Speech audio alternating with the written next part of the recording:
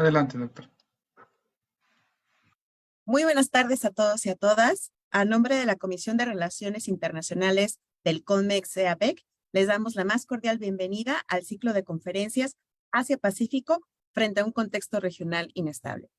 El día de hoy contamos con el gran honor de tener con nosotros al ponente, el doctor Armando Renato Valderrama Santander, quien nos presentará su interesante conferencia titulada China, Política Industrial y Lucha Hegemónica, Innovación Tecnológica como Fuente de Poder en el Sistema Internacional.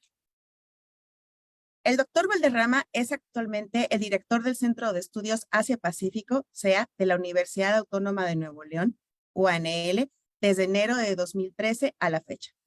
Asimismo, es el director de la Korea Foundation Global eSchool Program para América Latina desde agosto de 2014 a la fecha, perteneciente al Ministerio de Relaciones Exteriores de la República de Corea.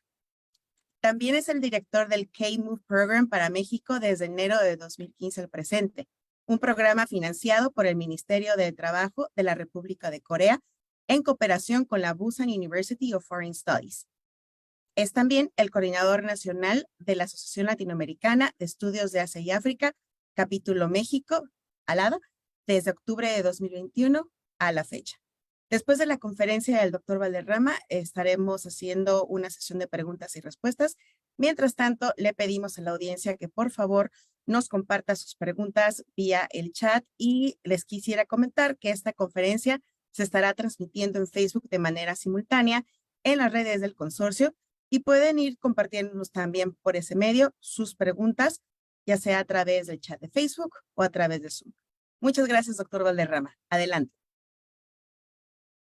Hola, buenas tardes a todas, a todos. Es un gusto, primero, pues, agradecer al centro, al consorcio de Centros de Estudios APEC de México, muy particularmente al doctor Néstor Rangel, gran amigo, colega, impulsor, pionero de esto, obviamente al doctor Aníbal Sotele, que ahora pues preside justamente este consorcio, a los amigos que están aquí presentes, muy particularmente también a Alejandra Mora y a César, que han sido posible pues también esta conexión en el Inter, y mi cariño especial y admiración a la maestra Megumi Terui, que es de quien tengo el honor de haber sido presentado. Pues bueno, sin más preámbulo, déjenme entrar porque el tiempo siempre nos corretea, entrar en materia de lo que hoy queremos compartir con ustedes, que esperamos que además sea de interés, tanto pues para aquellos que ya han trabajado el tema, y me encantará escuchar pues ideas, retroalimentación, obviamente pues como pasa en la academia, crítica, debate, en fin, y para los que son estudiantes de pregrado, posgrado, que apenas empiezan en sus estudios de investigación y que tiene que ver con esto que vamos a tratar hoy, pues ojalá también les sirva para apuntalar más lo que están haciendo, o si simplemente pues, quieren saber sobre el tema del que poco han escuchado o empiezan a conocer. Bueno, yo he titulado mi presentación de hoy, mi ponencia de hoy, China, Política Industrial y Lucha Hegemónica, Innovación Tecnológica como Fuente de Poder en el Sistema Internacional. Y me voy a ir a explicar cada paso de esto para que podamos tener claridad de el porqué de este título y de mi aproximación. Bueno, hoy estamos en muchos conflictos, en medio de muchos conflictos, unos armados, literalmente con abierta hostilidad. Ya estaba el frente europeo entre Ucrania y Rusia, o Rusia y Ucrania, y recientemente, tristemente, en el Gran Medio Oriente, pues este conflicto que acaba de pasar. Pero antes de estos dos, se desató otro gran conflicto, afortunadamente no militar, pero sí en el ámbito de la cara con la que se ve este conflicto es comercial, ¿no? Cuando sobre todo llega Donald Trump a la presidencia de Estados Unidos y activa esta confrontación a partir de una serie de medidas arancelarias, de cupos, en fin, dentro del comercio exterior, y empieza a inundarse la literatura de esta cuestión de la amenaza china, de que China pues tiene una búsqueda de suplantar a Estados Unidos como el gran hegemón mundial, y esto trastoca o puede trastocar o va a trastocar el orden internacional. Y entonces, pues bueno, esto nos recuerda y partimos entonces de la memoria que tenemos, pues digamos reciente, aunque ya mis alumnos jóvenes ya no se acuerdan de esto, fue hace muchos años, donde pues el mundo estuvo entre dos, o sea, hubo una lucha hegemónica en toda la segunda parte del siglo XX, en la posguerra, básicamente pues era una lucha de carácter ideológico, ¿no? Literalmente dejando lo pragmático de lado, y si bien había un componente tecnológico, ¿no? La lucha, la carrera aeroespacial y todo lo que conllevaba esta industria, pero no era, digamos, un enfrentamiento donde la tecnología se usara a favor de las empresas privadas. O sea, no era en el campo del comercio, del mercado, sino de confrontamiento de una capacidad tecnológica para producir, evidentemente, armas o sistemas de defensa, etcétera. Y en este caso, bueno, es lo que nos remonta a esto que ahora vemos y cada vez veremos seguramente más. Y entonces lo que hoy tenemos es precisamente eh, esta constante, y nosotros partimos de preguntarnos si lo que está, o sea, el surgimiento de China, como ya hoy la segunda con el mundo, es una lucha hegemónica. La pasada, sin duda, era una lucha por la hegemonía, por un orden internacional, que había otro planteamiento, ¿no? Desde otro bloque de países liderados por la extinta Unión Soviética, ¿no? Hoy tenemos esto y claro, China dice en su discurso oficial que su surgimiento, su emergencia no es con aras, no busca ser un nuevo hegemón ni actuar como un hegemón, ¿no? Bueno, y les digo, bueno, agarré esta revista y este número, pero podemos, últimos 3 años y últimos 2 años, cualquier revista, y literalmente estamos hablando todo el tiempo de esto, ¿no? Este es el número de Foreign Affairs de abril-marzo de este año, y el título pues es clarísimo, ¿no? Y de hecho de esto va mi conferencia. Innovation Power, How Technology Will Reshape Geopolitics, ¿no? Y fíjense cómo en el segundo artículo, perdón, en el tercer artículo que escribe Eric Smith, es justamente eso, ¿no? El poder de la innovación. Y si ven, mi subtítulo es muchas veces, o una gran cantidad de veces, desde las RRIs y sus teorías y aproximaciones, se deja de lado este elemento como fuente de poder, ¿no?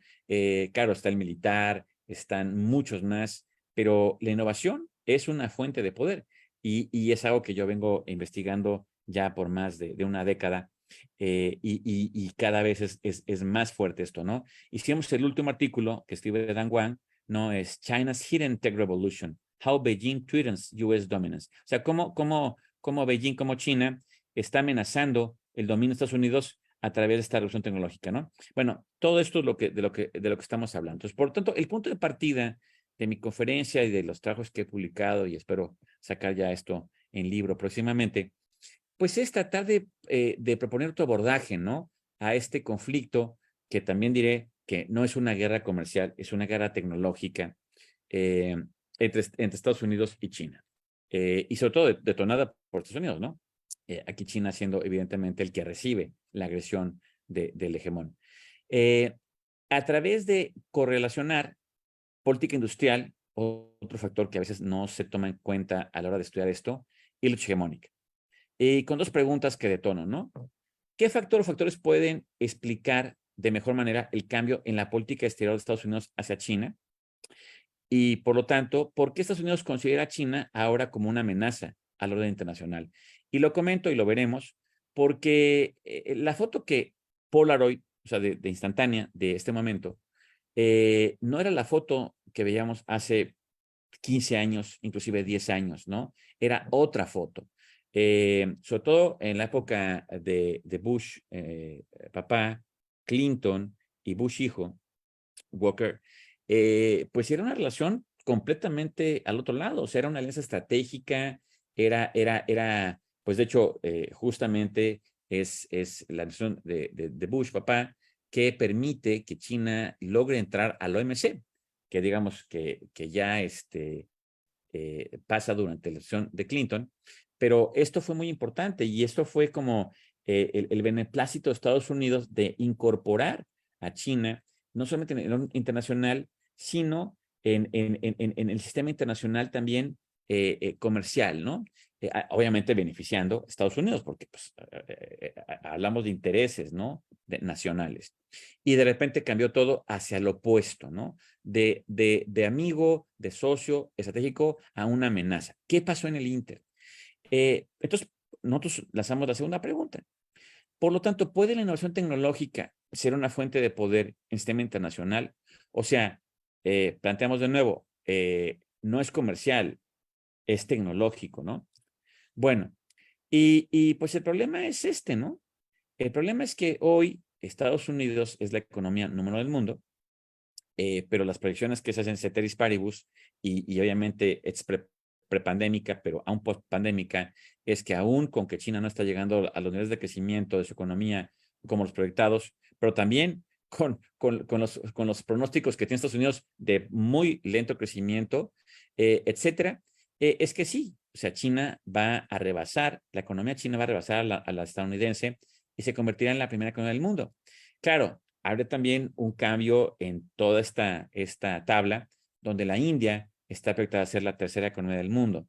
Japón bajará a la cuarta.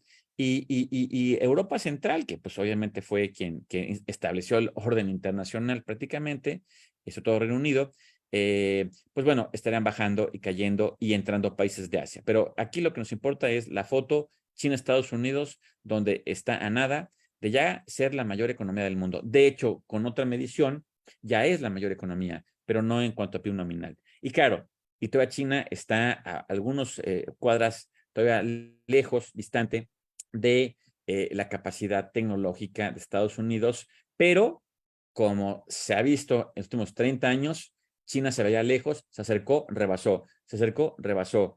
Y entonces, claro, el temor no es lo que pasa hoy, sino lo que ahora sí ya vieron los estudiantes que puede pasar si no hacen algo. Entonces, bueno, el contexto en el que nos estamos moviendo, y es como digamos, lo maneja la academia, es de un periodo que se le llama así, ¿no? De acoplamiento en español, que es coupling en inglés, económico, que se puede rastrear 90s hasta el 2009, ¿no? Hasta la elección de Barack Obama, a un periodo de desacoplamiento, ¿no?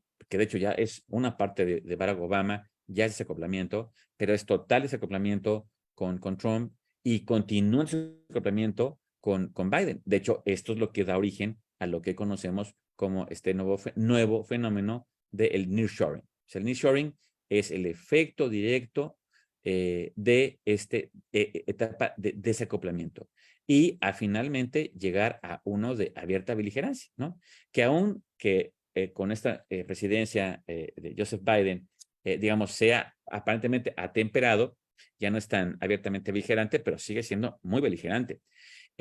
Al final, esto nos lleva a que al final del día, esto ha reforzado la percepción, y nosotros así partimos, de que el desarrollo económico de China es una amenaza al orden internacional y por ende provoca una lucha hegemónica ineludible. ¿Por qué aquí subrayamos percepción? Porque a nivel militar, por ejemplo, hablando de datos duros y cuestiones ya muy, digamos, muy fuertes, si hoy hubiera una guerra, China no tiene que hacer nada contra Estados Unidos en términos de lo que quieran medir. Si es en el mar, olvídense, portaaviones, barcos acorazados, submarinos, si es espacial, si es, en fin, quizás algo tropas terrestres, pero ni aún así. Entonces, no va por ahí. Si es financiera, Estados Unidos sigue siendo la potencia financiera, etcétera. Entonces, evidentemente, pues por ahí no va. Ahora, no hay ningún discurso de la presidencia de Xi Jinping donde abiertamente esté en un libro blanco donde China está haciendo esto o lo que sea que esté haciendo para buscar esto. Al contrario, hay un discurso permanente, ¿no? No, China no busca eso. De hecho, está haciendo todo, digo, una serie de acciones para demostrar, ¿no? Que su diplomacia no va por ahí, ¿no? Entonces, bueno, claro, está la parte que dice, no, bueno, ese es el discurso, pero al final lo que sí, pero al final del día es una percepción porque no hay datos duros que lo comprueben, ¿no? Bueno, entonces, no quiero ahondar demasiado en esto, simplemente voy a mencionar dos aproximaciones que nos parecen convenientes, para, sobre todo, lo dije, para aquellos que están haciendo investigación y podría ayudarles esta aproximación teórica. Me parece que para la parte de acoplamiento, engagement, digamos, muy importante considerar la teoría de la interdependencia compleja, ¿no? Que básicamente, bueno, pues hay varios autores, pero podemos citar a Keone Inai, Joseph Nye, donde pues aquí justamente parten de este momento, los 90s, hasta el siglo XXI, y que permite entender que justamente esta interdependencia compleja fue lo que se ha conformado o se ha conformado entre China y Estados Unidos, dado que una parte muy importante de la producción de Estados Unidos manufacturera se mudó a China y depende de la manufactura china, y ya no solamente digamos, de componentes de no alta tecnología, también la tecnología, ¿no? Y esto, evidentemente, pues genera una relación, que es como se va llevado, donde la seguridad militar ya no dominaba la agenda, o sea, no se hablaba de justamente esto, o sea, China no se manejaba como una amenaza. De hecho, en toda la literatura, en esas épocas, en esas décadas, Rusia siempre había sido, evidentemente, la mayor amenaza, además de, evidentemente, el terrorismo, ¿no? Y pasar de el uso de la fuerza militar, ¿no? Como parte fundamental de la visión del otro, a una interdependencia compleja, sobre todo en este caso económica y comercial. Y pasamos a lo que hemos mencionado, al desacoplamiento. Y para el desacoplamiento creemos que esta aproximación de Robert Gilpin, ¿no? De teoría de derecho hegemónica, es propicia para darnos, digamos, un andamiaje, ¿no? Para poder abordar este fenómeno observado hasta hoy. Y básicamente, pues explica justamente, ¿no? El proceso que lleva a una pugna entre un poder hegemónico, o sea, en este caso Estados Unidos, y un poder contendiente. Y aquí otra vez, nosotros partimos de que es un poder contendiente porque las acciones que ha hecho han llevado a que se perciba así. Pero nosotros no partimos de que China está en esta carrera hegemónica, ¿eh? Pero está obviamente la parte que justifica y dice y que sí, etcétera, etcétera. Y de eso además está plagada la literatura, sobre todo de la anglósfera, ¿no? Y al final, aquí yo destaco, ¿no? Este punto 5, ¿no? Donde dice, si el desequilibrio en el sistema internacional no es resuelto, cosa que está pasando, recuerden que parte de la justificación de lanzar esta guerra comercial contra China es que Estados Unidos estaba acumulando un terrible déficit comercial, de muchos miles de millones de dólares, y que además era con base desde la argumentación estadounidense por prácticas desleales de China, etcétera, etcétera. Y por lo tanto, pues bueno, como China no estaba asumiendo su responsabilidad y digamos, ciñéndose al marco regulatorio internacional, en este caso la OMC y otros más, entonces, bueno, había que pasar a tomar otras medidas, ¿no? Pero aquí, evidentemente, pues cuando esto pasa, es decir, el equilibrio, se va a dar un nuevo equilibrio. Y aquí es muy importante también lo que Gilpin nos comparte, y aquí lo menciona además muy puntualmente.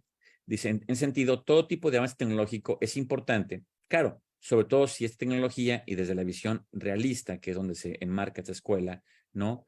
Y esa teoría, puede también tener usos militares. Entonces, claro, aquí sí que lo que China ha logrado y hacia dónde está encaminada, y ahí sí hay una voluntad, ¿no? Del Estado, es convertirse en un gigante, no en un actor, sino en el actor más importante a nivel de innovación tecnológica y científica.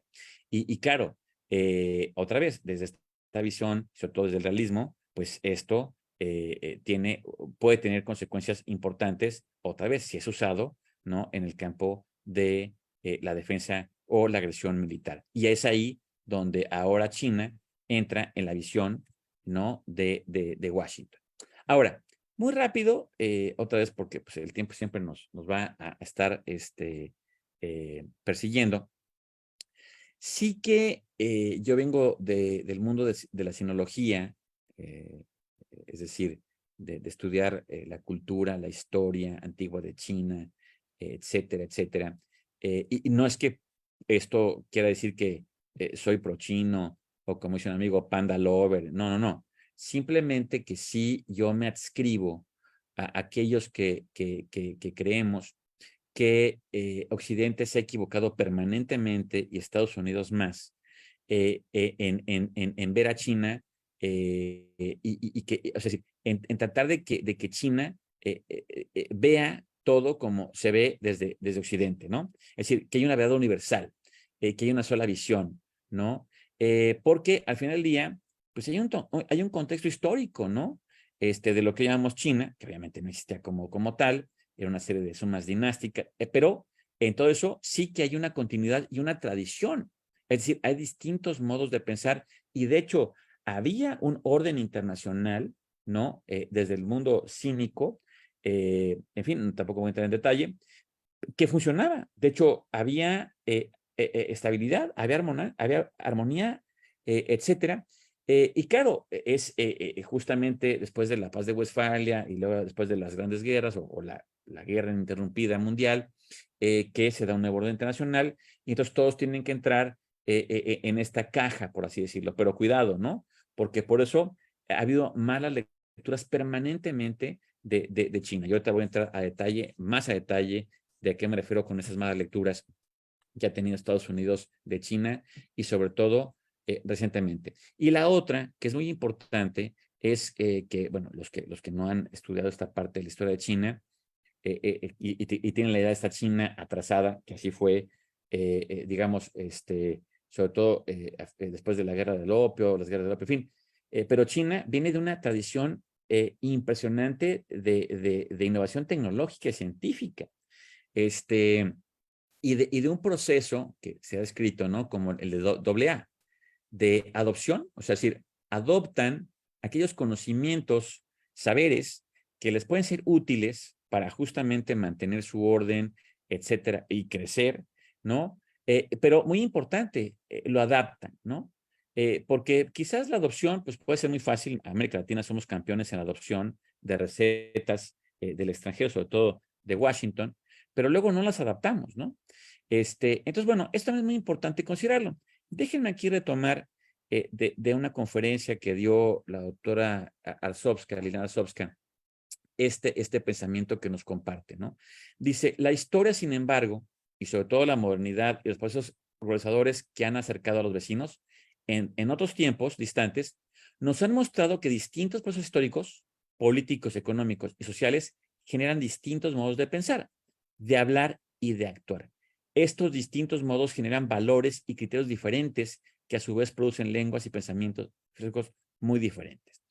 Entonces, como este libro, ¿no? De que las mujeres son de Venus y los hombres de Marte, o por ahí va la cosa, pues sí que también aplica entre el mundo cínico, o sea, el mundo de China, el mundo confuciano y el mundo judeocristiano grecolatino occidental. Nada más que hoy impera y domina de manera hegemónica y avasallante el occidental. Pero no quiere decir que entonces, por lo tanto, tengamos y sea así, ¿no? Y por otro lado, les recomiendo mucho, si les interesa el tema, esto que dije yo de China como el gran campeón de innovación científica, esta obra de este historiador de la ciencia, Joseph Needham, que terminó en una colección, bueno, que además no termina todavía, pero que da cuenta, o sea, de que los chinos no eran campesinos que se llamaban arroz y ya, ¿no? No, al contrario, de hecho, gran parte del Renacimiento europeo pues se forjó y se pudo dar debido a lo que China ya había inventado o innovado. Pero bueno, nada más lo dejo ahí como una huella histórica de lo que pasó hoy en China ya pasó antes y no es nuevo. Y esto, bueno, tampoco me voy a meter en estadísticas, simplemente destaco estas dos, que claro, pues a partir del 2000, sobre todo 2001, que es la entrada de China a la OMC, que es un parteaguas en la historia moderna, ¿no? No solamente comercial, sino también, evidentemente, lo vemos geopolítica, pues bueno, un tasa de crecimiento altísimo, por lo tanto, lo que vemos en ciernes de rebasar a la economía americana, y también lo otro que ha producido, pues y reconocido no por ellos, sino por el Banco Mundial, una tremenda reducción de la pobreza. Es decir, ha logrado desarrollo sostenido, sacar de la pobreza. Y ojo, no olvidemos nunca que hablamos de un continente país llamado China, ¿no? Con 1.400 millones de habitantes, con toda la población de lo que es Canadá, Estados Unidos, América Latina, Europa Central, ¿no? Que venían de un retraso terrible, llegaron muy tarde además a la modernidad y han hecho un trabajo impresionante. Que de hecho esto también deberían de aplaudirse desde Occidente porque también han ayudado a que haya desarrollo y paz. Pero bueno, pasemos ahora al otro componente que agregué en la introducción y es política industrial. No voy a entrar en el debate de si lo que China ha implementado es política industrial o no. Yo parto de que sí. Pero además, ¿qué tipo de política industrial ha implementado China? Ese es el chiste, ¿no?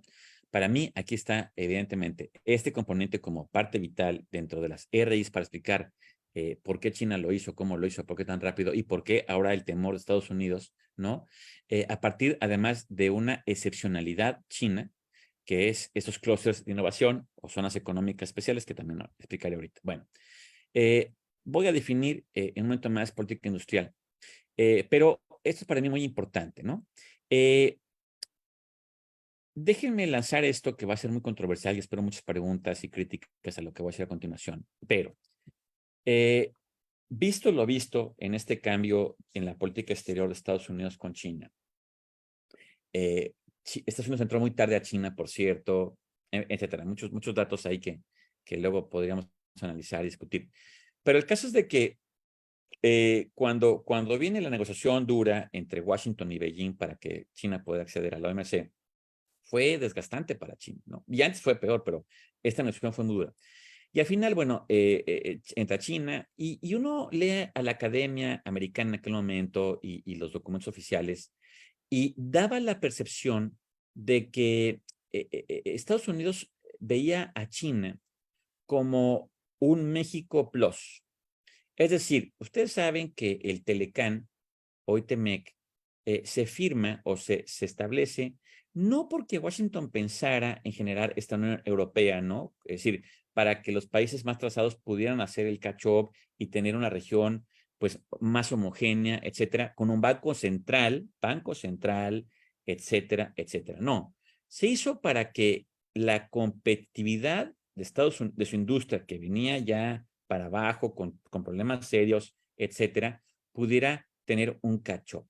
Para esto requería mano de obra abundante, barata, tener abajo, obviamente, a México, evidentemente un sistema político que permitía muchas cuestiones, pónganle ahí entre paréntesis corrupción, y una élite totalmente proclive a los paradigmas enseñados en las universidades americanas, Chicago, Yale, Harvard, etcétera, Stanford, y obviamente recursos naturales energéticos importantes. Es decir, México en función de las necesidades de Estados Unidos, no en función de que a México le ayudara para, pues por eso lo que tenemos hoy, un sur atrasado, un norte no tanto, etcétera, y esta polaridad, etcétera, y no hemos salido de la pobreza, etcétera. Y nosotros le apostamos a las zonas de exportaciones, que le llamamos maquiladoras en México, ¿no? Y entonces China, perdón, Estados Unidos dijo, bueno, pues imagínate, 100 millones, ahora tienes 1.300 millones que trabajan bajo este esquema, y entonces pues, podemos aprovechar eso para producir barato aquellos componentes que ya no son competitivos en Estados Unidos para apuntalar nuestras industrias de la tecnología. Así fue pensado, ¿no? En la aproximación de Estados Unidos con China. Y uno siempre se sorprende con eso porque uno dice, oye, pero ¿cómo? Si en Estados Unidos hay sendos especialistas sobre China, hay tremendos think tanks, y conocen a China, pues imagínense, además tienen inteligencia, o sea, tienen espionaje permanentemente en todas las ciudades de China, pero hay una cosa que se llama arrogancia. Las superpotencias cometen ese error históricamente. De hecho, hoy tristemente, pues lo que pasó en Israel, la inteligencia israelita no detectó todo esto que estaba pasando, ¿no? Cuando si alguien tiene detectado y espionaje y todo, pues es obviamente el gobierno israelita, ¿no? Entonces, no nos sorprende que eso pase, haya pasado y además seguirá pasando porque siempre habrá un país hegemónico o habrá alguna hegemonía reinante. De tal suerte que los chinos le dieron la vuelta a la tortilla, fueron más allá de hacer maquiladoras, hicieron zonas económicas especiales. Es decir, hoy no tenemos la tecnología, pues vamos a tener que manufacturar al estilo México, sí, tal cual, pero nosotros en paralelo vamos a generar patentes, nuestras propias marcas, nuestros propios coches, televisiones, todo, ¿no?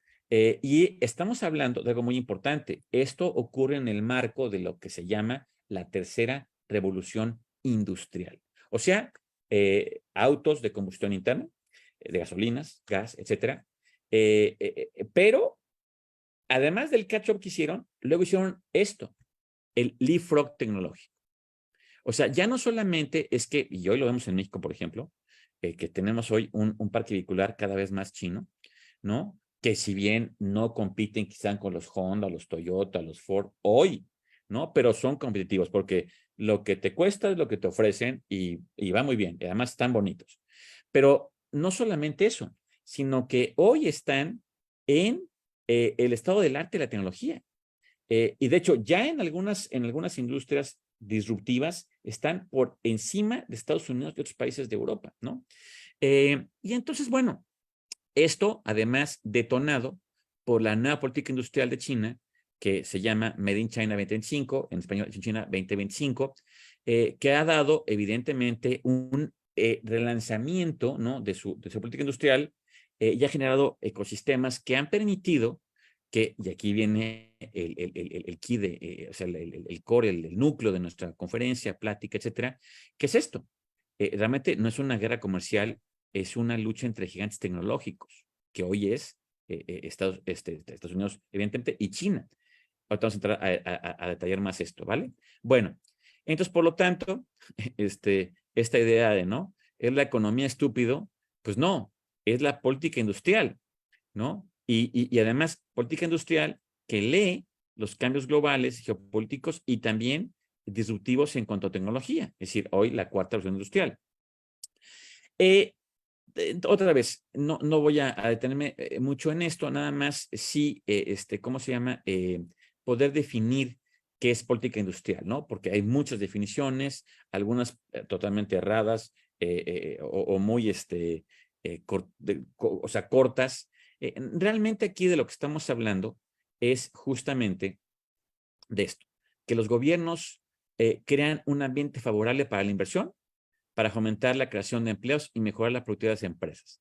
Pero vamos más allá, donde la apuesta, en este caso, por ejemplo, de China, Corea del Sur y antes, evidentemente, en Japón, pues era el énfasis en desarrollar alta tecnología, ¿no? Para impulsar el crecimiento económico. Siempre aquí la cuestión es generar los drivers, ¿no? Los motores de crecimiento económico, en este caso, a través del Estado, ¿no? Como no solamente un actor, sino el actor más importante, promotor, coordinador, y de eso estamos hablando de política industrial. Y no para una familia o grupo de familias o una cierta región de un país dado, sino para el crecimiento nacional. O sea, con una visión además nacionalista, evidentemente, y de largo plazo, ¿no?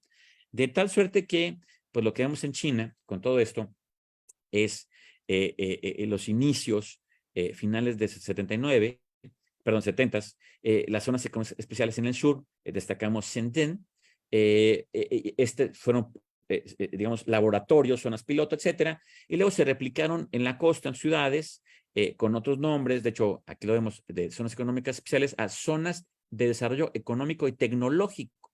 Sí, de hecho, ya esto no eran maquiladoras, pero esto todavía, además, un plus, es una innovación de su innovación.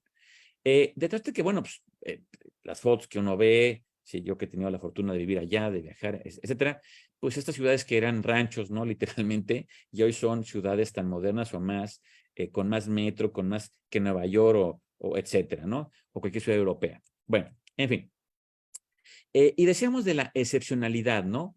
Además de la política industrial china, porque pasaron además al modelo catch-up, es decir, tenemos que acelerar esto. Que China lo intentó antes, ¿no? En el gran salto adelante, pero con una visión bajo una óptica ideológica, ¿no? En el marco de la Guerra Fría, y es una visión pragmática, ¿no? Totalmente pragmática.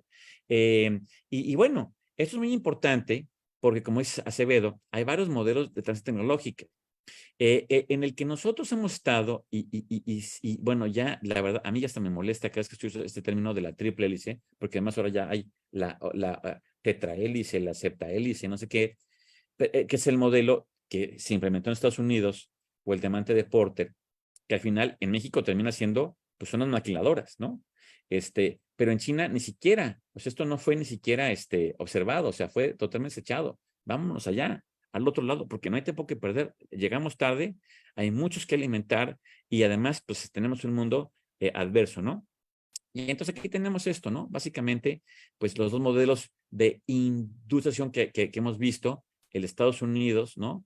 Y el de Asia, ¿no? Donde básicamente, lo que hemos dicho, el catch-up industrial, el gobierno como promotor, ¿no? Y conductor del desarrollo industrial. En el caso de México y de Estados Unidos mismo y de la América Latina, etcétera, el gobierno tiene un papel, digamos, externo, o sea, solamente para que genere los marcos legales, proteja la propiedad privada, etcétera, pero se le deja al sector privado todo, inclusive la educación, ¿no? El outsourcing, el networking, etcétera. Bueno, de tal suerte que, bueno, pues tenemos lo que se llama el Delta del Río Perla, ¿no? Donde está aquí Hong Kong, ¿no? Shenzhen, este triángulo, este es el río Perla. Entonces aquí se ha construido un triángulo impresionante, donde efectivamente en los 80s, 90s, de aquí salía realmente Santo Claus. O sea, todo lo que vemos en Navidad, las lucecitas, los foquitos, las esferitas, los arbolitos, o sea, productos intensivos en mano de obra con bajo valor agregado, pues sí, obviamente aquí fue el campeón calzado, etcétera. Pero hoy aquí se creó Tencent, uno de los máximos gigantes tecnológicos del mundo, ¿no? Shenzhen tiene la mayor cantidad de doctores per cápita en China y del mundo, etcétera. Entonces, y hoy aquí vamos y encontramos un puente sobre el mar, líneas ferroviarias, highways, que ya ni siquiera Estados Unidos construye, ni en Europa se construyen, ¿no? Y entonces, bueno, esto nos lleva a lo que provocó el disengagement, ¿no? Ya no estamos contentos con esto porque, ¿qué creen? China se rebeló. Los chinos no son mexicanos. La élite china no es la élite mexicana. Estos sí que le metieron y crearon además sus propias redes sociales, ¿no? Entonces, claro, desde la óptica obviamente occidental es, hay que malos los chinos que crearon este firewall, hay censura y demás, que obviamente que la hay, pero no fue por eso, fue porque al final del día los datos de 1.300 millones de dólares, ¿por qué tienen que alimentar empresas que tributan y generan riqueza en otro país?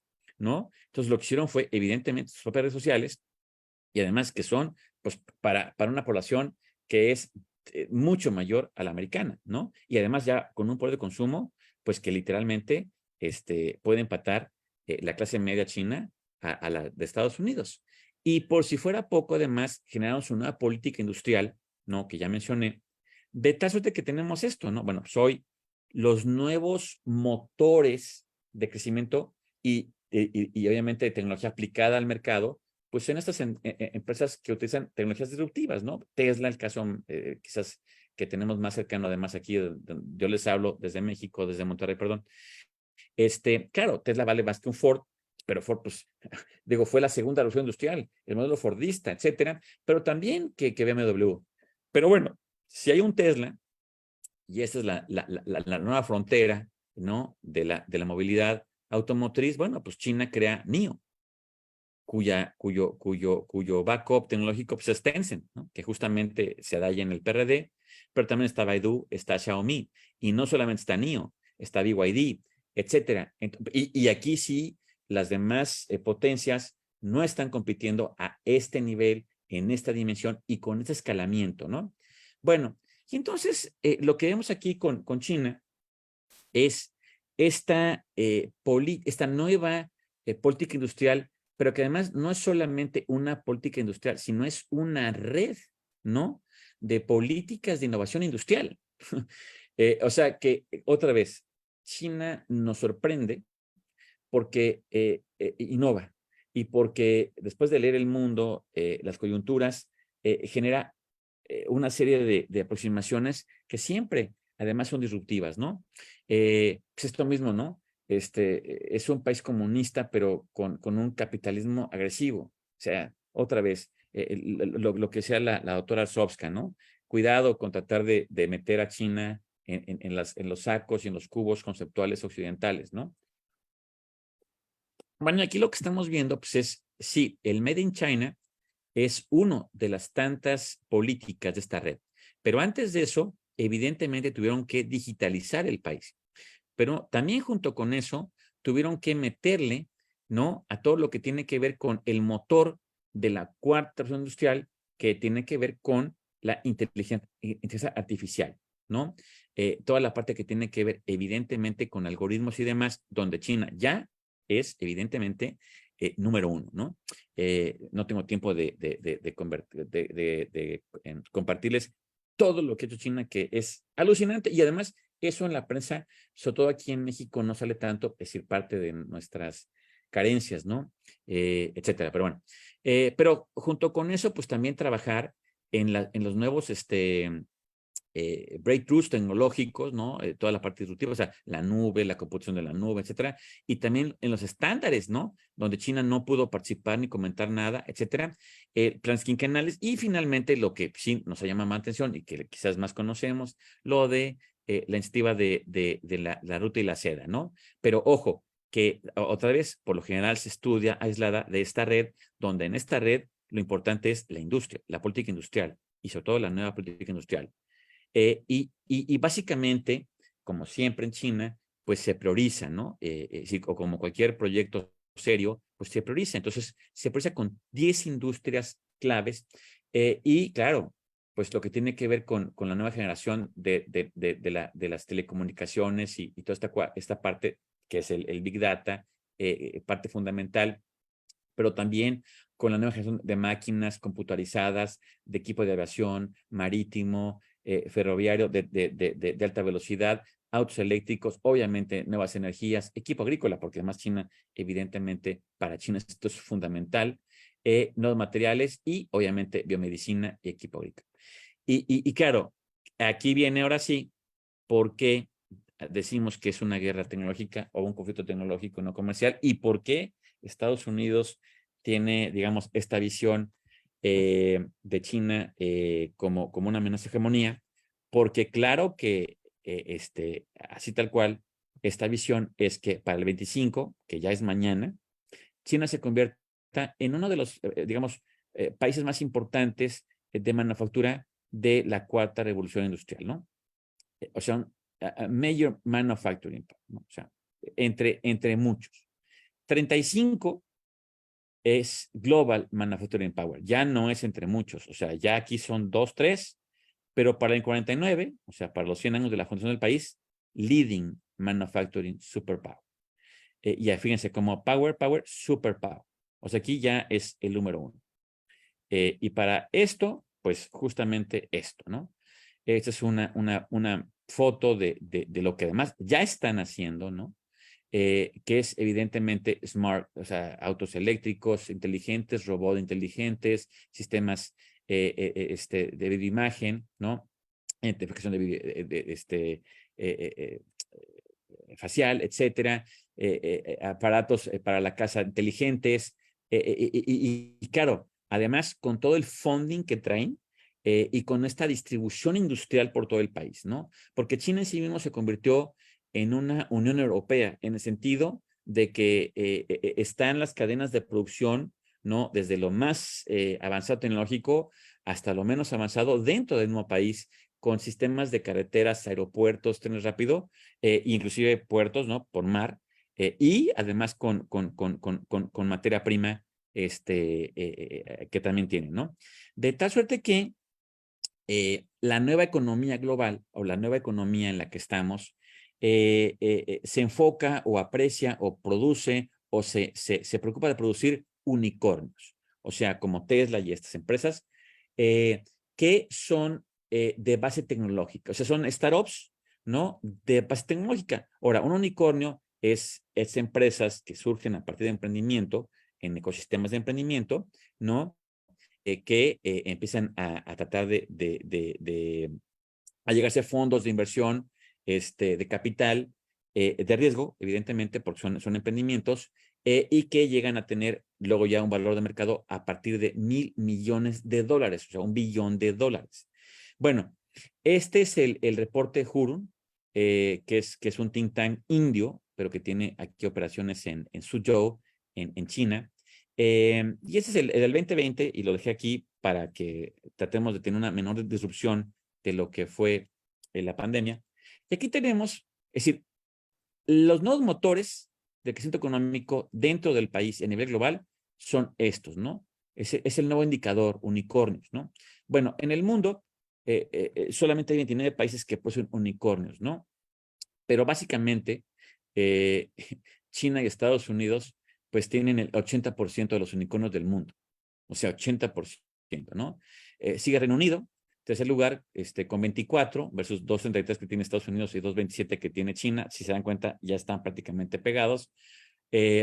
Aunque el más grande en Europa no es británico, sino es suizo. Y luego sigue la India, ¿no? Y luego de la India sigue Corea, por cierto.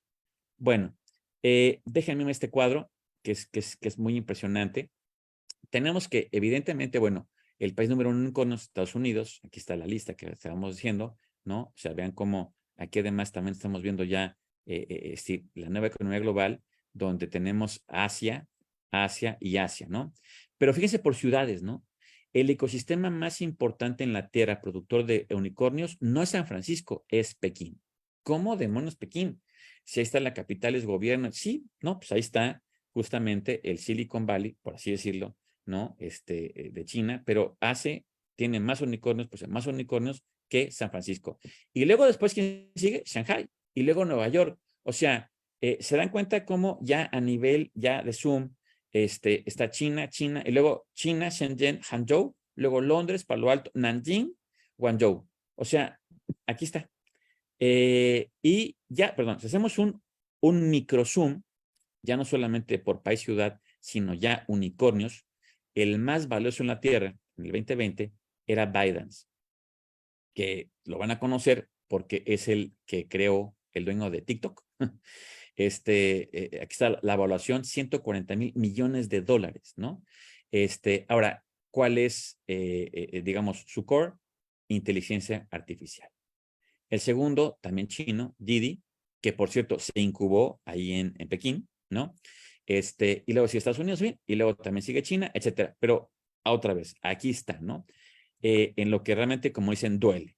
No es import-export, es tecnología.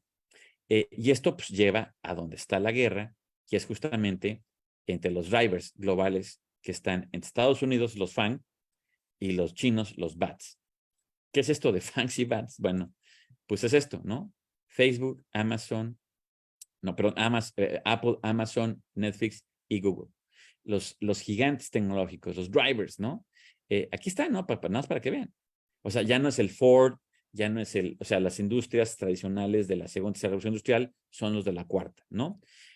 Aquí tenemos el retorno de inversión de estas, ¿no? $32,000 millones en 2018, pero vienen sus contrapartes, o sea, los que están peleando de tú a tú, Baidu, Tencent, Alibaba, que aquí también vemos $18,000 millones, con la diferencia de que estos vienen de mucho tiempo atrás, de un ecosistema que además pues, ya existía, de la potencia dominante, etcétera. Y China apenas ayer ni siquiera tenía universidades, porque cerraron durante la Revolución Cultural, ¿no? Bueno, y esto entonces nos lleva justamente a esto que yo de aquí arranqué, las etapas, ¿no? De acoplamiento de guerra comercial, a hoy.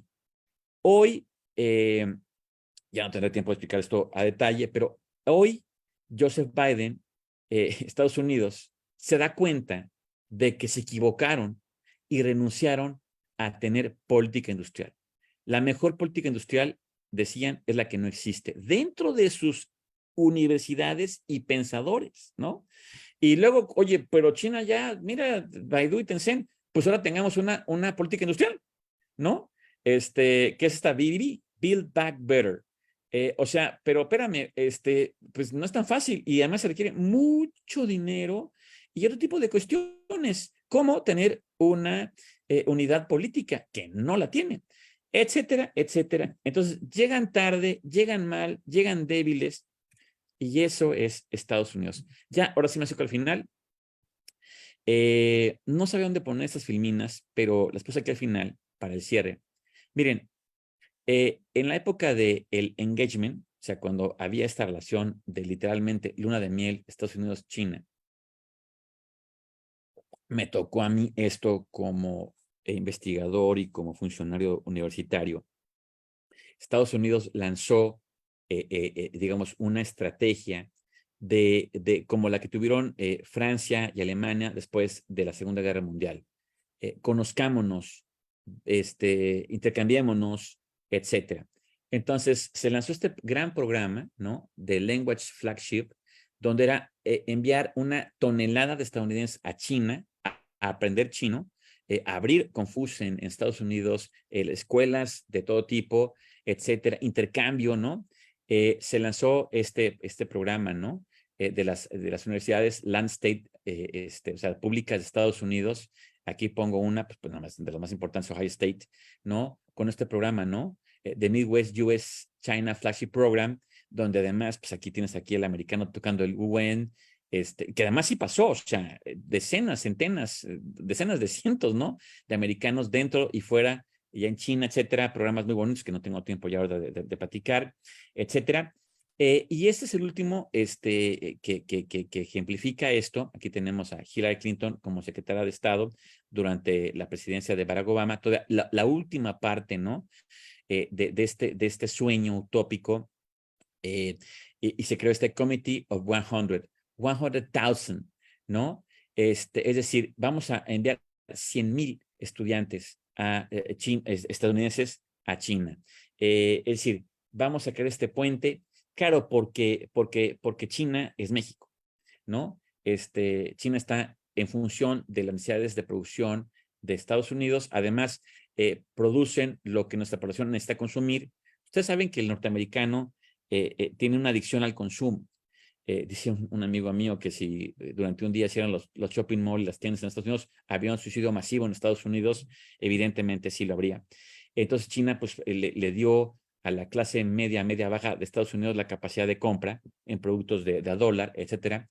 Y está fantástico porque tienes a esta, digamos, low class American que hoy vive en las calles o en remolques, pudiendo comprar cositas, y pues tienes también producción de manufactura que nos es útil para apuntalar nuestra de tecnología. El problema es que China creó las zonas económicas especiales bajo este modelo de catch-up leapfrog y además es una política industrial. Y entonces ya no fue simpático y llegamos a lo que estamos hoy, ¿no? Entonces, es una última predicción. Las ciudades, otra vez, a nivel ciudad, que más van a contribuir con el crecimiento mundial, sí, está la red, ¿no? Nueva York, New Jersey, pero luego tenemos Chinas, luego obviamente pues la Gran Bahía, luego Chinas, Londres, luego Chinas, asiáticas y luego Chinas. Aquí está. Por tanto, podemos concluir y afirmar que no solamente no es una guerra comercial, sino es tecnológica y que por lo tanto la innovación nos demuestra que sí es una fuente de poder que genera obviamente esta percepción de que se puede trastocar el orden internacional y que, ojo, aquí para terminar, esta foto ya la vimos, que es el primer clash entre Estados Unidos y Asia, que fue con Japón. La misma cuestión. Japón se convirtió en un frente tecnológico, etcétera. Nada más que Japón lo hizo en un momento donde no tenía ni la capacidad, no tenía tampoco la población, etcétera, y terminó perdiendo, ¿no? Y además sí, obviamente fue un enfrentamiento bélico. y Japón además sí tenía una intención además hegemónica, etcétera, parte del eje. Hoy tenemos una foto parecida, o quisiéramos, o quieren ver algo parecido, pero sí vemos una diferencia importante, ¿no? Pero en todo caso, el tema aquí queda muy claro. Así que bueno, ahora sí, aquí termino. Por favor, también comentarios, dudas, etcétera, que está en mi correo personal o el de mi centro de estudios. Muchas gracias y paso a ver si por ahí hay alguna pregunta o preguntas.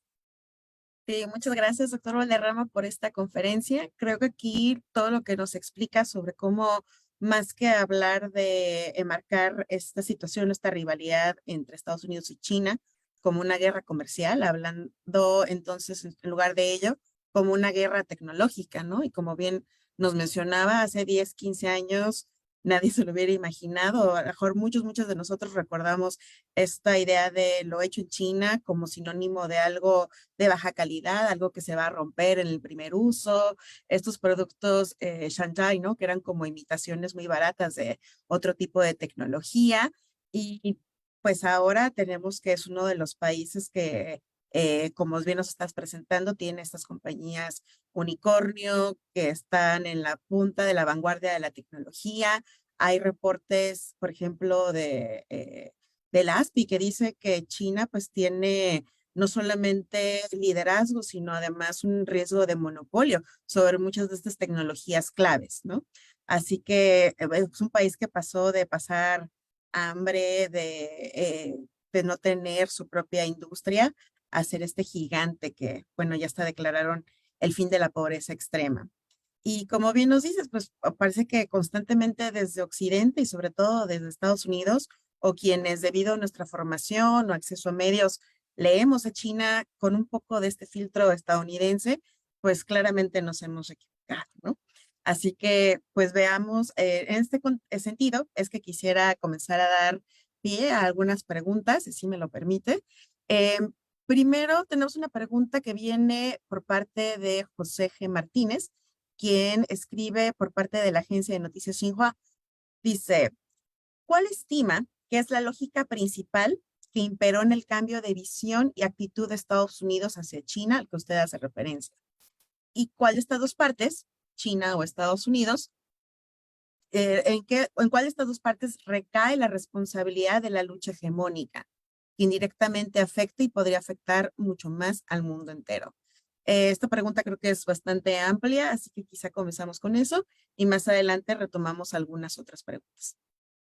Claro que sí, muchas gracias también por la aportación y también si alguien sabe de esos temas, pues obviamente es Megumi, así que también, pues lástima que tenemos tan poco tiempo porque aquí sería muy rico también enriquecer más con tus comentarios y vivencias, mi querido Megumi, pero bueno, gracias, mi querido Gabriel, por la pregunta.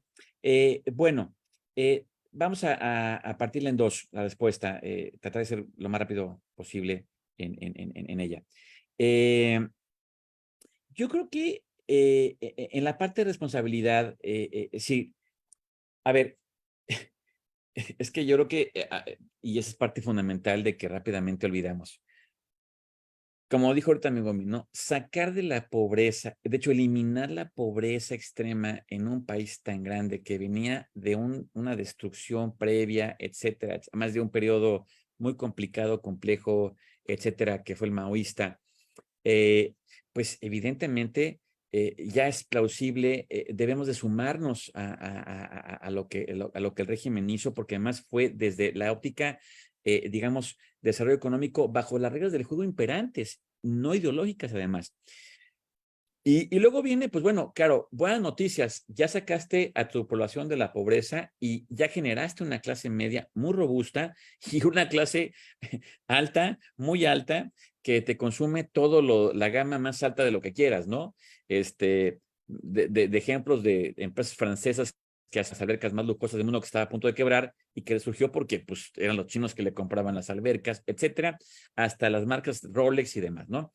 El problema de esto es que, y fue lo que le pasó a Japón, etcétera, viene otro concepto que es la trampa del ingreso medio, ¿no? Es decir, la trampa en el cual más te vale que no te quedes en una zona de confort, porque pues cuando generas estos drivers, esta clase media que hoy tiene un carrito, quiere otro mejor, ahora quiere dos, o una vacación, ahora quiere dos, o una camisa, ahora quiere dos, en fin, pues tienes que generar la economía y tienes que generar los motores para mantener esto. Y hablamos otra vez de 1,400 millones de habitantes, ¿no?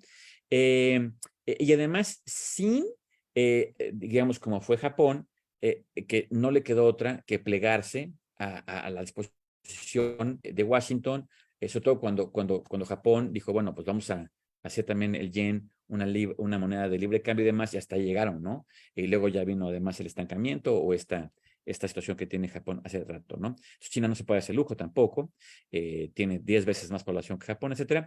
Y entonces, China tiene que seguir en esto. El régimen, desde mi punto de vista, Gabriel, el régimen, no quiero ser tampoco ingenuo, no es que se levantó ni siquiera con Xi Jinping a decir, bueno, ¿y cómo vamos a eliminar a Occidente? ¿Y cómo vamos a tratar de que? No, o sea, yo tengo que hacer lo que tengo que hacer, evidentemente voy a hacer lo que tengo que hacer, y si podemos cooperar y encontrar espacios que además siempre los ha propiciado y los ha puesto en la mesa China hasta el día de hoy, pues hagámoslo. El problema es que, y aquí sí yo, digamos, veo que el problema inicia en Estados Unidos y no cualquier Estados Unidos, sino el Trump de Estados Unidos o el Estados Unidos de Trump, porque dejaron en manos literalmente de un incendiario la política exterior de ese país.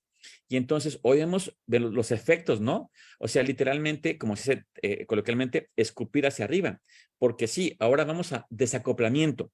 Sí, pero a ver, eso tú lo puedes poner en papel y suena muy bien en una campaña política y en los headlines de los periódicos, pero llevarlo a cabo es muy difícil, porque además tú renunciaste justamente a hacer eso, a hacer industria, y además ya no tienes la capacidad, no solamente económica, sino burocrática. Has reducido el gobierno porque fue tu paradigma. Y ahora requieres más gobierno. Y eso además pues, tampoco no se de la mañana. Y luego requieres una población tuya que además estudie STEM, ¿no? Obama desarrolló toda una política para que justamente los jóvenes americanos estudien ciencia, tecnología, matemáticas, y no funcionó. China produce una cantidad de ingenieros brutalmente mayor que la que Estados Unidos produce por minuto, ¿no? Y además empleada, etcétera. ¿Qué pasará en 50 años? Pues a lo mejor la cuarta generación de chinos pues, se hagan también zona de confort, sí, pero hoy no está ahí. Entonces, culpable, Estados Unidos. Y luego, claro, lo que además Gabriel dice pues es lo más peligroso. Nos mete a todos en un gran bronconón. A México nos pone en una situación muy complicada, porque evidentemente dependemos de la economía de Estados Unidos, somos no vecinos, sino somos realmente el traspaso de Estados Unidos en amplio sentido, nuestra élite que toma decisiones, evidentemente, pues, es decir, acuérdense cuando en la época de Sánchez de Gortari tuvo la brillante idea, muy visionaria y agresiva, de invertir en la isla, en Cuba. Pues eso Washington dijo, no, ¿cómo? Espérate. Y entonces, pues vino el recrudecimiento del embargo y lo hizo muy fácil. Todo aquel que tenga inversiones en la isla no puede invertir en Estados Unidos y no puede tener visa americana. Entonces, la élite industrial, económica de este país y gubernamental que no pierde compras a Estados Unidos o que no puede ir a Disney o que no pudiera tener allá negocios, pues así de fácil. Entonces, evidentemente nos ponen en una complejidad, al punto que nuestro presidente, en los pocos viajes que he hecho a Washington, en el último, pues tuvo que decantarse de estamos contigo, Estados Unidos, para todo, lo que sea, pero regresa acá y le dice a China, bueno, pero a ver, también con ustedes, tranquilos, pero al final del día, lo que pasa es lo más importante, no pasa. Es decir, al día de hoy, después de 20 años de relación con China, en esta nueva China, las inversiones que llegan de China a México pues, son limitadas, fracturadas, con una predictibilidad muy complicada, etcétera. Y hablo de México porque es en donde estamos, donde nos duele, ¿no? Es la casa. Pero a todos los demás, a Corea, también lo ponen en un gran predicamento. Corea depende económicamente de China, pero es aliado de Estados Unidos. Y bueno, y además se cuenta cuando llega Trump, que le dice a Japón y a Corea, y además ustedes van a pagar las bases militares. ¿No? Espérate, ¿no? En fin, entonces, bueno, poco para contestar la pregunta de Gabriel. Sí, muchas gracias. La verdad es de que este cambio de rumbo de Estados Unidos es curioso, por decirlo menos, como ahora, independientemente de si están los demócratas o los republicanos en el poder, este enemigo común que se generó eh, desde antes, pero que se refuerza con la idea de la supuesta guerra comercial de Trump, pues ya es un enemigo que independientemente del partido suele ser muy efectivo como herramienta electoral. Así que esto es algo que además vamos a seguir viendo ahora que vienen las elecciones el próximo año, ¿no? A estar muy atentos a ese fenómeno. Quisiera dar pie ahora a una pregunta que nos envía la doctora Priscila Magaña, quien saludo también con mucho gusto y que manda a felicitar a nuestro conferencista. Dice, considerando el contexto de la revolución industrial 4.0, 5.0, que México es parte del CPTPP y el Made in China 2025 y las predicciones de China hacia el 2049, la guerra tecnológica entre Estados Unidos y China. Entonces, todo este contexto, ¿cuáles serían los principales retos que México enfrentará en cuestión de la digitalización de la industria manufacturera? ¿No? Un tema que es además muy relevante y al que yo me permito agregar una segunda pregunta, aprovechando un poco la pregunta de la doctora Magaña. También, ¿qué puede aprovechar México? Ahorita que estamos con esta palabra que yo creo que debería ser candidata para palabra del año, nearshoring, ¿no? Es de qué manera se puede conectar China con todo este fenómeno del nearshoring en México, si es que es una opción, ¿no? Así que dos preguntas, una por la parte de la digitalización de la industria manufacturera y una segunda en conexión con el fenómeno del nearshoring. Gracias. Bueno, primero saludar y con mucho cariño a la doctora Magaña, Priscila, de veras, muchas gracias y qué bendición y qué fortuna tenerte aquí y además tu pregunta y conectada a la que también hace Megumi. No sé qué tan familiarizados estén con este índice que saca Bloomberg desde 2015, que son, bueno, eran las 50 economías más innovadoras en la Tierra y luego lo tuvo que aumentar a 60, porque cuando eran 50 no entraba ninguna de América Latina. Entonces tuvieron que hacer como los maestros hacemos la curva para que entraran algunos países de América Latina. Hasta antes que Bloomberg aumentara de 50 a 60, ¿cuáles son las mayores economías innovadoras en la Tierra? Bueno, primero, el campeón es indiscutible y prácticamente ininterrumpido ha sido Corea del Sur, la número 1, ¿no? En el último, pues es Singapur el número 2, o sea, están en Asia otra vez, ¿no? Europa Central, junto con Israel, ocupan los demás 8 lugares y desde hace rato, Estados Unidos no está en las primeras 10 economías más innovadoras de la Tierra. Interesantísimo, ¿no? Pero lo grave es que no solamente en las 50 no entraba ninguna de América Latina, cuando lo hacen 60, no entra México. O sea, México ni siquiera con 60 entra en esta lista. ¿Qué indicadores mide este índice? Bueno, obviamente, pues el más importante es cuántas patentes genera tu ecosistema de innovación, de investigación. Pero antes de eso, mide otros variables. ¿Cuántos doctores tienes per cápita? En fin, varias cuestiones, ¿no? ¿Dónde? Pues otra vez, la conclusión son varias, pero la más preocupante es, innovan más, y no quiero sonar despectivo, sino simplemente realista, innovan más países de África que México. Innovan más Túnez, en fin, Sudáfrica que México. Y bueno, y Colombia tampoco está ahí, y tampoco está Perú, y tampoco está ahí. Los que entran de panzazo, pero así ya tronados, son Chile, Argentina, Brasil y Sacilla de Uruguay. O sea, de hecho, Uruguay no va más que México, imagínense. No solamente nos dan el fútbol, también innovación. Entonces es extremadamente grave. Y con todo respeto, y otra vez estamos en el mundo de la academia y nos tenemos que ser responsables de lo que decimos. Pero creo que de lo que no he visto, por ejemplo, en este sexenio, ¿no? Una preocupación de esto. Entiendo que ya venimos de rezagos terribles que había que ocuparse en eso, sin duda. Hay que ocuparse del pasado, pero también del presente, porque no es futuro, es presente. La pregunta de Priscila es presente, ¿no? Porque está pasando. Y entonces, nosotros renunciamos con el Telecán a generar, déjate de unicornios, ¿no? Generar empresas tecnológicas de la 3.0.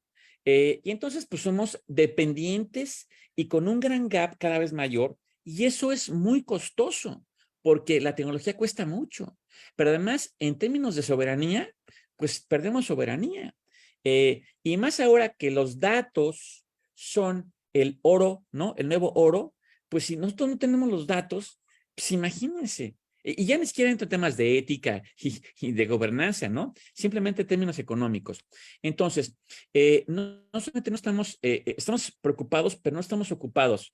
Y aquí es donde yo además, por eso digo, que veo además con mucha tristeza pues no sé qué otra palabra utilizar, que estamos en medio de esta guerra, como el jamón que somos, pero ni siquiera un jamón grande, sino delgadito, porque sigue con China, podríamos, y para allá íbamos, trabajar evidentemente proyectos tecnológicos, proyectos de transferencia, etcétera. Parte de esto, yo cuando era profesor allí en Fudan, Megumi no me dejará mentir, Fudan, etcétera, las top universidades de China, yo tenía de estudiantes ahí a la élite política, intelectual y económica de África. O sea, África estudiaba en las aulas de China y aprendía chino. Y se conectaban especialmente con los chinos. Y también, pues trabajo y soy maestro en Corea, y en Corea está la otra parte de la élite empresarial, intelectual y política de África. Y entonces, o sea, ¿y por qué entonces África y no va más que América Latina? Oye, pero tenemos aquí Estados Unidos, y sí, pero cuando uno va a las universidades de Estados Unidos, uno ve mexicanos, o sea, ¿qué porcentaje de latinos están en las top, en las Ivy Leagues versus los indios o los chinos o los coreanos? Y luego ya ese talento que se formó a pesar de todo y contra todo, pues se fuga. Entonces, ¿qué es toda esta pregunta que hace Priscila? Y entonces, ¿qué hacemos al respecto? Y aquí vendrán las preguntas. Es decir, entonces, ¿cuál debería ser la política exterior de México para China? Sabiendo dónde estamos, qué hay que hacer, qué no hay que hacer, do's and don'ts. Pero me parece que también hay todo que hacer. Y bueno, si ya tenemos aquí las chinas automotrices, por ejemplo, ¿no? Jack, de hecho está a punto de llegar Chang'an también, la planta. Bueno, entonces, ¿cómo, por ejemplo, desde las universidades cooperamos con ellos? O sea, bueno, es decir, hay mil cosas que hacer, no estamos haciéndolas, ¿eh? Sí, no, vaya que nos hace falta tanto por hacer y pues de hecho aquí aprovecho para conectar con una pregunta que me hago seguido y me la hacen también. ¿Se puede hacer algo? Porque bueno, finalmente comparar México o casi cualquier otro país con China, pues parece una comparación un tanto injusta. ¿No? Pensar en que el tipo de sistema político y por lo tanto los efectos en la política industrial, pues no es el mismo.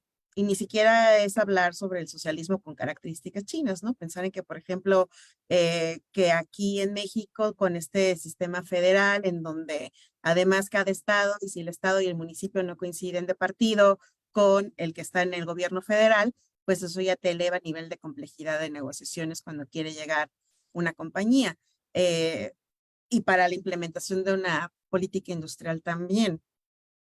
¿Tú cómo observas que se podría entonces llevar a cabo este tipo de políticas industriales que si bien no nos llegase a llevar a los niveles que tiene China, porque insisto, son comparaciones que quizá son un tanto injustas también por el tamaño de los mercados, ¿no? China puede desarrollar estas compañías de tecnología por sí solas, porque tiene pues 1.300, casi 1.400 millones de personas. Es un mercado gigantesco.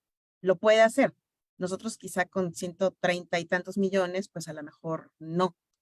Pero ¿qué sí se podría hacer en términos de una política industrial que sí nos lleve por ese camino, cuando menos? Claro.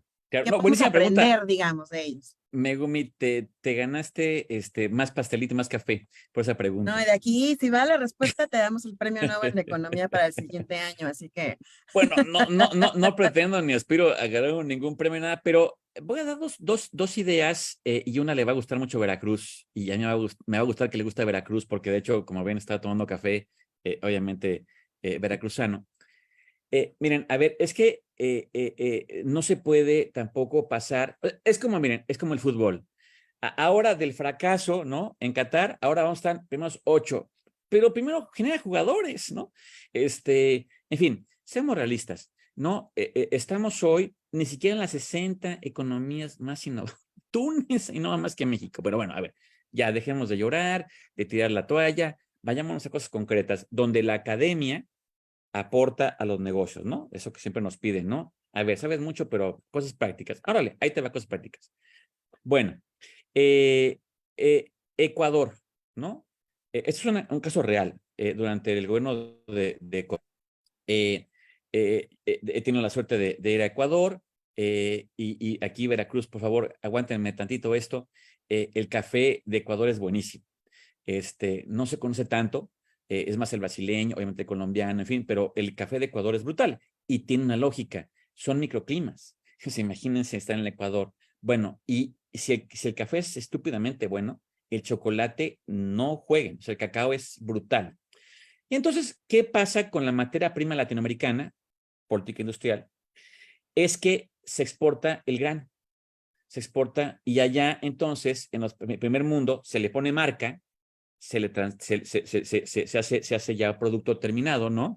Y con branding. Entonces, a aquel producto se le paga 2 centavos, vive en la pobreza extrema, es un oligopolio de los que lo medio distribuyen y ya. Bueno, entonces llegó Correa y dijo, ¿saben qué? A partir de mañana se prohíbe la exportación de el cacao como grano. Y aquí va toda la inversión, todo el apoyo para hacer marcas de chocolate y además premium. Y sacaron unas marcas de chocolate brutales. Hoy es chocolate, pues sí, pero bueno, pues ya mínimo tienen marcas de chocolate y además de primera generación, ¿no? O sea, es decir, compiten. Bueno, pongo un ejemplo puntual que ya también acabo de hacer en Chiapas, ahí con los colegas de la UNACH. Digo, ya ahí sí, la verdad también, y se los dije a los de la UNACH, perdónenme, pero el café de Veracruz le gana el Chiapas. Pero bueno, hacen también café, está muy bien. Acá está en San Cristóbal de las Casas, y vi un café coreano, ¿no? Y uno dice, ay, pues no, ¿qué novedad tiene eso de un café coreano? Y sí, sí, pero aquí viene conocimiento de esta región, oportunidad de negocios, en fin.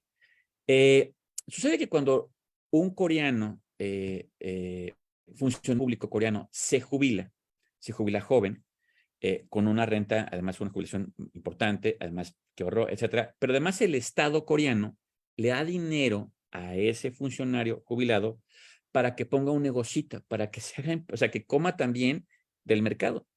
Y si sobre todo pone cafeterías, pues tiene una aportación más grande, o sea, le prestan más dinero y prácticamente a fondo perdido. Entonces, ¿qué hacen los coreanos? Pues buscan café. ¿Cuándo ha habido un proyecto de algún estado mexicano que trabaje con el gobierno coreano para que, a ver, no, vámonos en joint venture o yo te llevo ya una cafetería hecha? O sea, ¿dónde hay un Starbucks mexicano? Me van a decir, bueno, el Italian Coffee, pues sí, pero neta, el cielo azul o punta azul. Por eso, pero otra vez.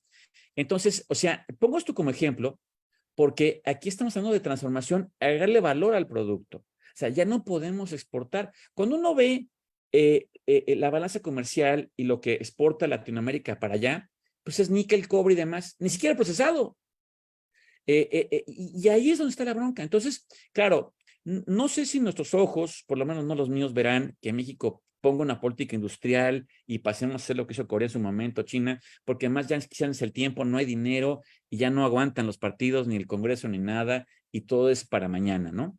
Pero empecemos de lo que se puede. Y entonces, ¿cómo la academia, que tanto nos critican que nada más escribimos libros que nadie lee, con nuestro conocimiento podemos generar apoyo a emprendedores? Que además creo que es parte de la filosofía de este consorcio de los que estamos aquí.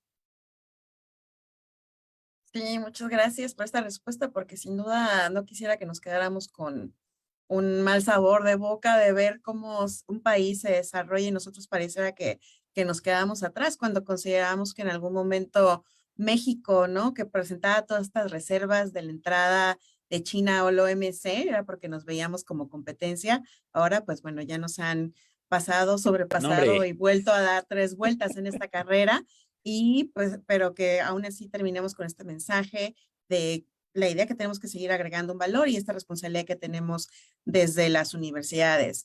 Y antes de que empiecen aquí las guerras del café, porque yo quisiera también decir que el café de Comala, Colima, es buenísimo. uy, no, bueno, ya vienen los regionalismos. Claro, y es muy bueno, por cierto. Sí, no, no, no. Quisiera, por favor, ahora pasar a dar la palabra al doctor José Ernesto Rangel Delgado para que nos dé un mensaje de cierre en su rol como coordinador de la Comisión de Relaciones Internacionales del Consorcio Mexicano de Centros de Estudios de APEC. Adelante, doctor. Sí, muchas gracias, Megumi. Saludos a todos y todas. Muchas gracias, doctor Valderrama, por su excelente participación. Ya nos vino a poner puntos en las IES. Ya el café apareció ya como una opción más de conferencia para el próximo webinar de la Comisión de Relaciones Internacionales del Consorcio Mexicano de Centros de Estudios de APEC. Muchas gracias de verdad por habernos acompañado. Gracias, Megumi, por tu excelente moderación de esta conferencia. Gracias a todos los que nos han acompañado, a quienes hicieron sus preguntas también. Muchas gracias. Esto podría dar para más. Seguramente los tiempos son matadores, como dijo en algún momento mi estimado amigo Renato Valderrama. Y pues tenemos que cerrar el día de hoy esta conferencia. Pues con muy buen sabor de boca, debo decirlo. Muchísimas gracias nuevamente y esperemos que esta pues no sea la primera, sea la primera, pero no la última vez que nos acompañan para dar seguimiento pues a todas estas reflexiones que queremos seguir en el consorcio. Déjenme comentarles nada más para finalizar que el mismo título del webinar, ¿verdad? Precisamente apuntaba a todo esto que se ha hablado el día de hoy. Asia-Pacífico frente a un contexto regional inestable. Hay muchos elementos aquí para abonar al título de este webinar. Nuevamente, muchas gracias y gracias a todo el equipo técnico también del consorcio que nos han apoyado el día de hoy. Pues que tengan muy buena tarde y nos vemos para la próxima. Ernesto, un abrazote hasta Colima. Y bueno, también me sumo a tu agradecimiento al soporte técnico y a todos los que estuvieron aquí presentes. Muchísimas gracias, doctor Rangel, doctor Valderrama. Por nuestra parte, nos despedimos, no sin antes hacerles una cordial invitación a que se unan a nosotros en nuestra siguiente conferencia titulada El Perú como miembro de APEC. Cómo este foro ha contribuido a la profundización de las relaciones comerciales con los países del este asiático, China, Corea del Sur y Japón, que será impartida por la maestra María Osterlo Mejía y que tendrá lugar parece que es el 8 de noviembre a las 5 de la tarde, como pueden observar aquí en la pantalla, horario del Centro de México. Muchísimas gracias y hasta la próxima.